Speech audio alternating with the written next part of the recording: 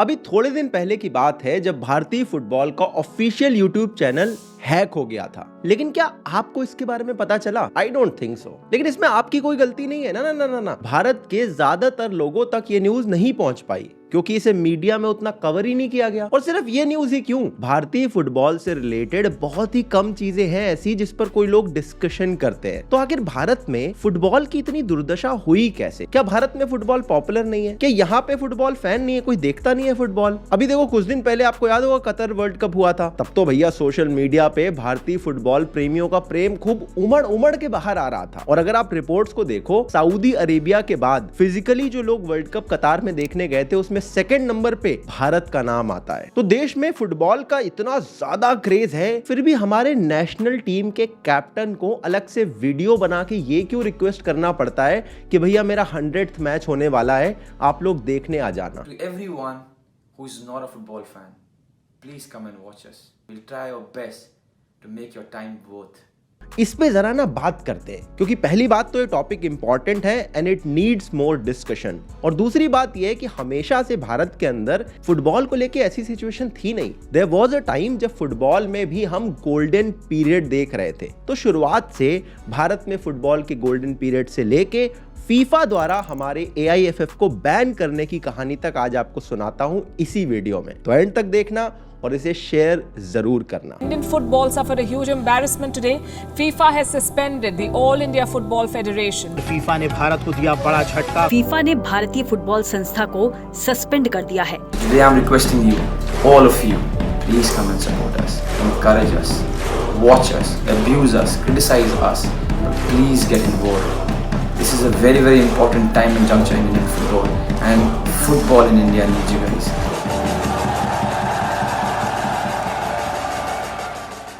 देखो, भारत में फुटबॉल के पास्ट, प्रेजेंट, फ्यूचर ये सब देखने से पहले ये जानना जरूरी है कि इस गेम का ग्लोबल लेवल पे क्या स्टेचर है। करंटली दुनिया भर में 211 कंट्रीज एंड टेरिटरीज एक्टिवली इस गेम में पार्टिसिपेट करती है और पूरे दुनिया में 3.5 बिलियन से ज्यादा फुटबॉल फैन है। मतलब आधी दुनिया ये गेम देखती है और इसी वजह से दुनिया के सबसे पॉपुलर स्पोर्ट्स में इसकी गिनती की जाती है। कंट्रीज की बात करें तो आपको जान के हैरानी होगी, टोटल फैंस के हिसाब से भारत दुनिया में सेकंड नंबर पे आता है और इस लिस्ट में हम बस चाइना से ही पीछे हैं। और फुटबॉल में अगर पैसों की बात करो तो भैया पैसा बरस रहा है। अभी जो कतार में वर्ल्ड कप हुआ था उससे फीफा ने $7.5 बिलियन का रेवेन्यू जनरेट करा है। ये लास्ट वाले वर्ल्ड कप से 1 बिलियन ज्यादा है और 1 बिलियन में 8,000 करोड़ रुपए होते हैं। गिनती कर लेना कितनी कमाई हो रही है। ऑन द अदर हैंड, दुनिया की जो सबसे पॉपुलर फुटबॉल लीग्स जैसे कि प्रीमियर लीग या ला लीगा या और भी बहुत सारी लीग्स होती हैं, इनकी वैल्यूएशन बिलियंस ऑफ डॉलर्स में है। दुनिया की जो टॉप 10 रिचेस्ट स्पोर्ट्स इवेंट्स हैं उनमें से 5 से ज्यादा फुटबॉल की लीग्स ही हैं। तो इससे समझ में आता है कि इस गेम की सुप्रीमेसी पूरी दुनिया में कितनी ज्यादा है। अगर आप प्लेयर्स की बात करो तो मेसी से रोनाल्डो तक, नेमार से किलियन एम्बापे तक सबकी पर्सनल नेटवर्थ भी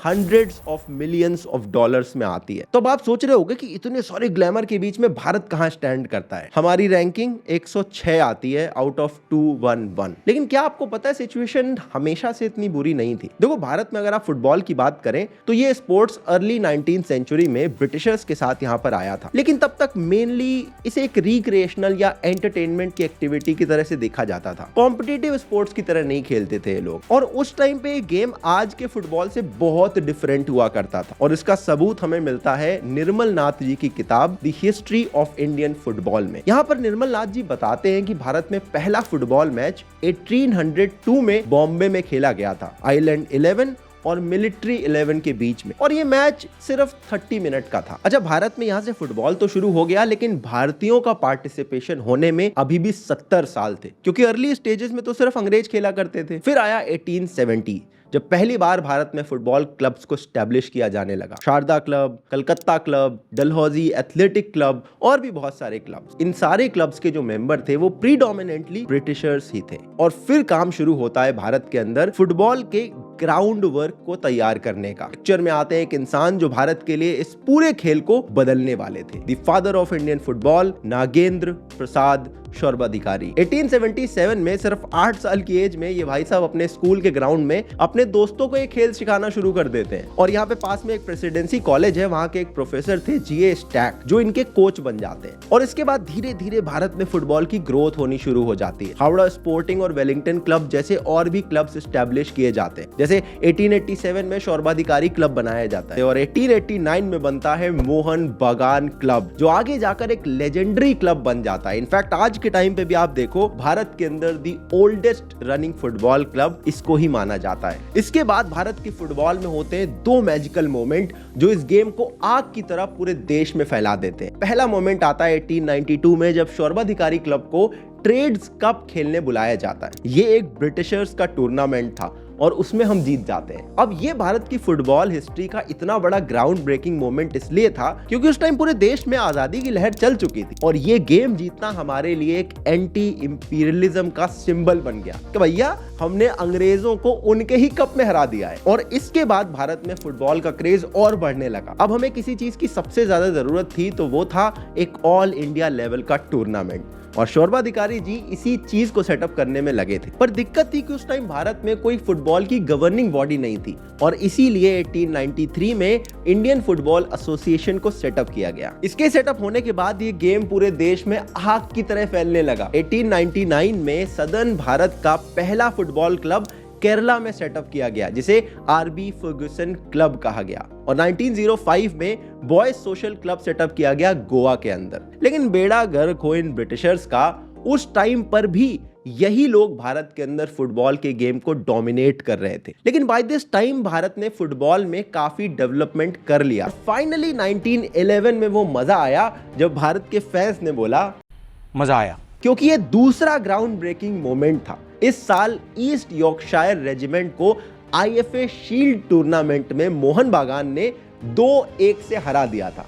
और इस इंसिडेंट की ग्रेविटी को आप इस बात से समझ सकते हो कि आफ्टर दिस विक्ट्री मोहन बागान became the national club of India और फाइनल में खेलने वाले प्लेइंग 11 को इमॉर्टल 11 नाम से जाना जाने लगा। इसके बाद 1924 में भारत का फर्स्ट फॉरेन टूर्नामेंट होता है श्रीलंका के अंदर। 1937 में ऑल इंडिया फुटबॉल फेडरेशन यानी AIFF को फॉर्म किया जाता है और नेक्स्ट ईयर 1938 में भारत का ऑस्ट्रेलिया टूर भी होता है, जहां पर आर लम्सडेन ने भारत की तरफ से पहला इंटरनेशनल हैट्रिक भी लगाया था। और इसके बस 2 साल बाद 1940 में भारत के मोहम्मदीन स्पोर्टिंग क्लब ने डुरैंड क्लब भी जीत लिया था। मतलब भारत में फुटबॉल को लेकर अब काफी चीजें सेटअप हो चुकी थी, देश में पॉपुलैरिटी बढ़ चुकी थी और अब हमारा गोल्डन पीरियड शुरू हो चुका था। इस गोल्डन पीरियड का ऑफिशियल शुभारंभ होता है आजादी के बस 1 साल बाद 1948 के लंदन ओलंपिक्स में, जब कैप्टन तालिमिरन एओ, जो कि नागालैंड से आते थे और इन्हें बेयरफुट वंडर कहा जाता था, इनके अंडर भारत ने फ्रांस से अपना पहला मैच खेला। ऑल्दो हम ये मैच 2-1 से हार गए थे, लेकिन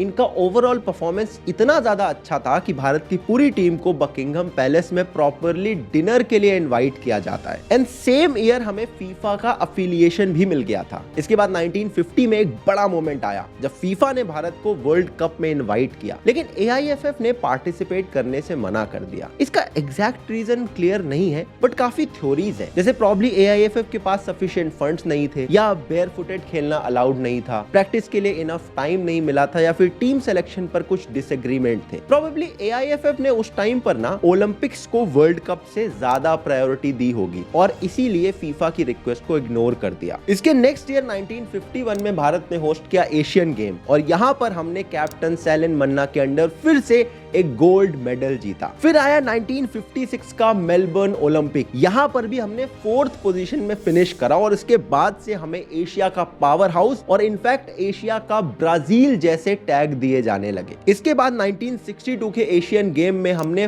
फिर से एक गोल्ड मेडल जीत लिया, मगर ये शायद हमारे गोल्डन पीरियड का लास्ट ईयर था, क्योंकि इसके बाद से भारत के फुटबॉल का ऑलमोस्ट एक डाउनफॉल शुरू हो जाता है। क्योंकि इस साल के बाद से ना हम कभी ओलंपिक फुटबॉल में क्वालिफाई क्वालिफाई नहीं कर पाए, कोई एशियन गेम में मेडल नहीं जीत पाए और हमने कभी फीफा वर्ल्ड कप के लिए भी क्वालिफाई नहीं करा। लेकिन सवाल यह है कि अगर 1962 तक सब कुछ इतना बढ़िया चल रहा था तो अचानक से हमारी गोल्डन जर्नी में ये स्क्रीचिंग हॉल्ट कैसे आ गया? आओ बताता हूं तुम्हें फुटबॉल के डाउनफॉल की कहानी। देखो 1963 के बाद ना बहुत सारे ऐसे इंसिडेंट हुए जिन्होंने इन सम वे और द अदर भारत के फुटबॉल को इंपैक्ट करा। पहला मेजर इंसिडेंट था the death of coach Syed Abdul Rahim. 1963 में भारत फुटबॉल टीम के कोच और मैनेजर सैयद अब्दुल रहीम की डेथ हो जाती है और यह भारतीय फुटबॉल टीम के लिए एक बड़ा मेजर लॉस था। रहीम साहब को आज भी भारतीय फुटबॉल का ग्रेटेस्ट कोच कंसीडर किया जाता है। भारतीय फुटबॉल का गोल्डन पीरियड जो पूरा मैंने आपको बताया है,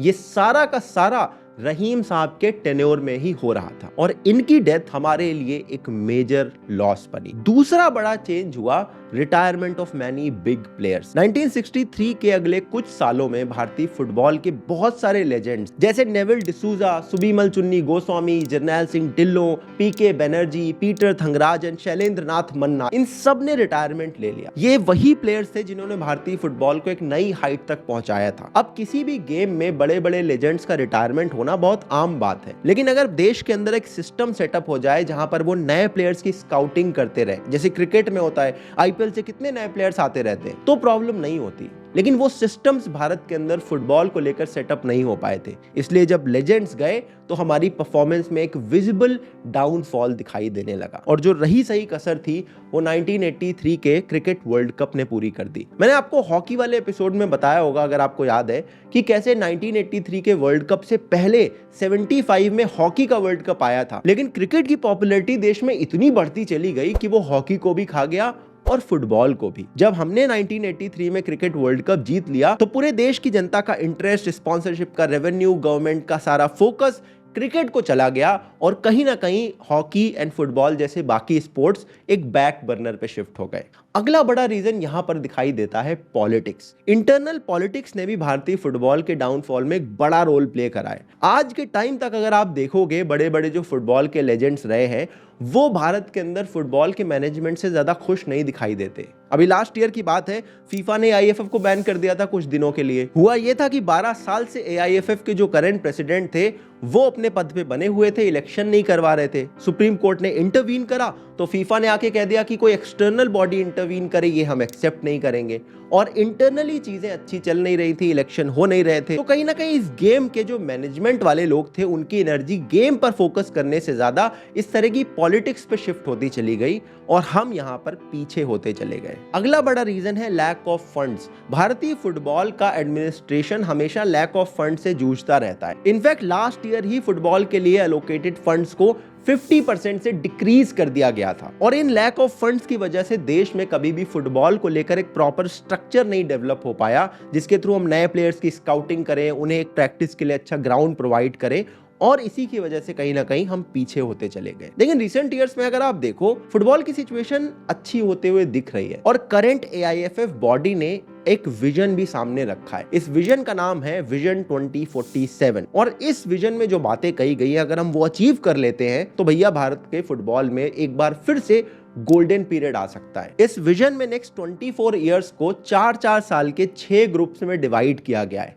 और हर 4 साल के लिए इन्होंने कुछ कुछ टारगेट रखे हैं। एट द एंड ऑफ 2047 हमारे टारगेट्स हैं कि हमें एशिया की टॉप 4 टीम्स में आना है, भारत में एक वाइब्रेंट फुटबॉल के इकोसिस्टम को डेवलप करना है और भारत की किसी ना किसी एक इंटरनल लीग को एशिया की टॉप 3 फुटबॉल लीग बनाना है। मेन एंड वुमेन दोनों में से एटलीस्ट एक आइकॉनिक इंटरनेशनल स्टारडम वाला प्लेयर डेवलप करना है। और इन गोल्स को अचीव करने के लिए ना AIFF को गवर्नेंस, इंफ्रास्ट्रक्चर, डिजिटल ट्रांसफॉर्मेशन, नए नए क्लब्स बनाना, ग्रास रूट लेवल पे टैलेंट आइडेंटिफाई करना, कंपटीशन जो हो रहा है नेशनल लेवल पे, इंटरनेशनल लेवल पे, उनको अच्छे से मार्केट करना, कमर्शियलाइज करना, इन सारी चीज़ों पर फोकस करना पड़ेगा। अब ये तो सारा काम AIFF कर लेगी, लेकिन इन सबसे ज़्यादा अगर किसी चीज़ की ज़रूरत भारतीय फुटबॉल को है तो वो है हमारे और आपके सपोर्ट की।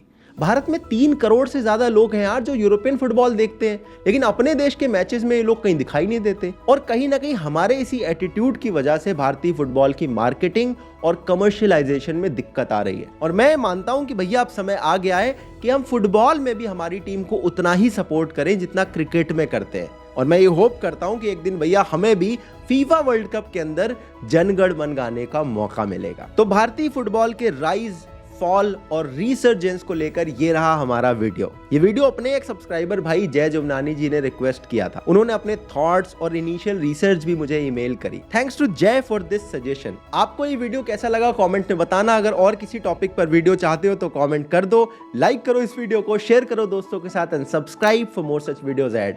आई will see you soon in next video. तब तक के लिए जय हिंद, वंदे मातरम।